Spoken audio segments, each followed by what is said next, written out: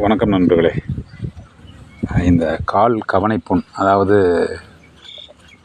செம்மறியாட்டுடைய குழம்பு இடுக்கில் வரக்கூடிய புண்களுக்கு மருத்துவ முறைகள் நான் சொல்கிறேன். அதாவது வந்து பார்த்திங்கன்னா, இதுக்குள்ளே பார்த்திங்கன்னா மேலே ஒரு கவர், அதாவது ஷூ போட்டது மாதிரியே வந்து அந்த குழம்புக்குள்ளே மூடி இருந்துச்சு. இது எல்லாமே சீவி எடுத்துட்டேன். பாருங்கள் எந்த மாதிரி இருக்குன்னு. இப்படி தான் ரணமாக இப்போ உள்ள காலகட்டங்களில் ஆடு நூற்றாடுகளுக்கு எல்லாமே இருக்குது. இப்போ வந்து இதை சுத்தம் பண்ணியாச்சு. சுத்தம் பண்ணிவிட்டு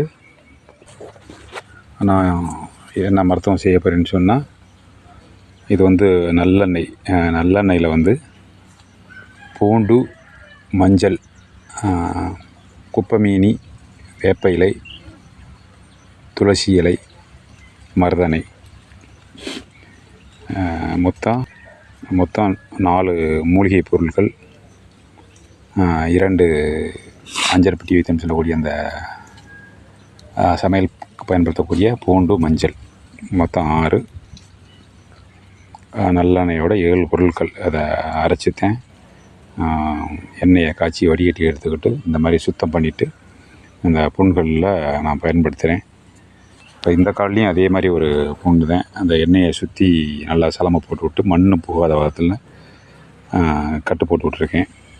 இது 2 தினங்கள் அவுத்து விட்டோன்னே அது காஞ்சிரும். அதே மாதிரி இப்போ இதுலேயும் வந்து இந்த எண்ணெயை ஊற்றி விட்டு மண் போகாமல் சுத்தம் பண்ணி விட்டேன்னா எளிமையாக குணமாயிரும். இது மிகவும் ஒரு சிறந்த மருத்துவம் இந்த கால் புண்ணுக்கு. எண்ணெய் வந்து இந்தளவுக்கு ஊற்றி விட்டால் போதும். இப்போ நான் எண்ணெயை ஊற்றி விட்டுட்டேன். ஊற்றிட்டு மேலே ஒரு துணியை சுற்றி விட போகிறேன். என்னுடைய மருத்துவ அனுபவங்களை உங்களுக்கு நான் ஆவணப்படுத்துகிறேன். இப்போ துணியை சுற்றி விட்டாச்சு. மேலே கூட கொஞ்சம் எண்ணெயை அப்படியே அடிச்சு விட்டுலாம். அதாவது மூலிகை மருத்துவ நிபுணர் ஐயா புண்ணியமூர்த்தி அவர்களிடம் வந்து நான் கற்றுக்கிட்ட விஷயத்தை என்னுடைய ஆட்டுகளுக்கு மருத்துவம் செய்கிறது மட்டும் இல்லாமல் மற்றவர்களுக்கும் இதை வந்து நான் அறிமுகப்படுத்துகிறேன். அதாவது என்னுடைய மருத்துவ முறைகள் இந்தளவுக்கு நான் செய்கிறேன் அப்படின்ட்டு. இப்போ அந்த துணி மேலே கொஞ்சம் அந்த மருந்தை அடிச்சு விட்டோம்னா துணியில் சார்ந்துக்கிறோம், ஈரம் காத்துக்கிட்டு அந்த புண்களில் வந்து ஓரளவுக்கு அது போய் பட்டுரும். ஈரம் காத்துக்கிட்டே இருக்கிறதுனால அதனுடைய தன்மை, எண்ணெயோட தன்மை அதில் சோர்ந்துக்கிட்டே இருக்கும். அதனால் வந்து நல்லா ஒரு முன்னேற்றங்கள் இருக்கும். என்னுடைய மருத்துவ அனுபவங்கள் ஒரு ஆவணப்படுத்தணும் அப்படிங்கிறதுக்காகத்தான் ஒரு காணொலியாகவே நான் கொடுக்குறேன்.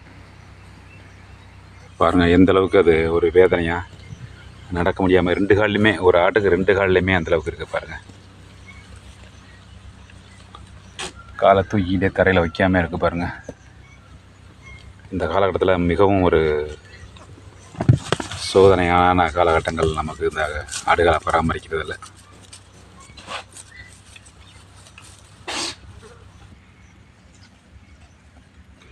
இந்த ஆட்டுக்கு வந்து ஏற்கனவே இந்த மருத்துவத்தை செஞ்சேன். இப்போ காஞ்சிருக்கு. 2 தினங்களுக்கு முன்பு செஞ்சது. பாருங்கள், இப்போ உங்களுக்கு பார்க்குற அளவுக்கு அந்த வெந்து போனது வந்து ஓரளவுக்கு காஞ்சிருக்கு. ரொம்பவும் ஒரு கசகசப்பாக ஈரமாக இருந்துச்சு. இப்போ இந்த ஆட்டுக்கு வந்து கட்ட வேண்டியதில்லை. பாருங்கள், அதாவது வந்து இந்த முறையில் இந்த மருத்துவம் செய்யல இந்த புண் சீக்கிரம் காஞ்சிருது அப்படிங்கிறத ஒரு ஆதாரபூர்வமாக என்னுடைய அனுபவத்தில் இந்த வழிமுறையை உங்களுக்கு தெரியப்படுத்துகிறேன். இப்போ வந்து இதுக்கு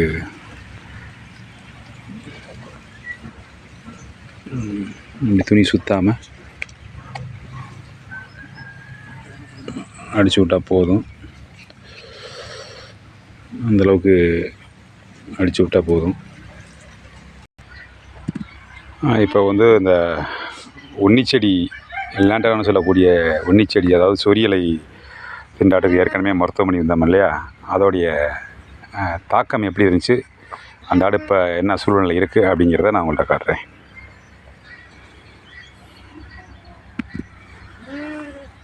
பாருங்கள், அதாவது 3 தினங்கள்லேயே வந்து மேய்ச்சலுக்கு தயாராகிடுச்சு. பாருங்கள், அந்த மூக்காந்தண்டெலாம் பாருங்க, அதை பட்டையாக கிளம்பிடுச்சு. அந்த ஒரு இடத்துல தான் ரொம்ப அதிகமாக இருந்துச்சு. கண் பட்டைகள்லாம் பாருங்கள் அப்படியே வந்து, அதாவது அந்த மரத்தில் உரசுனது மரத்தில் உரசுனதெல்லாம் கண்கள்லாம் எப்படி இருக்கும் பாருங்கள். அப்படியே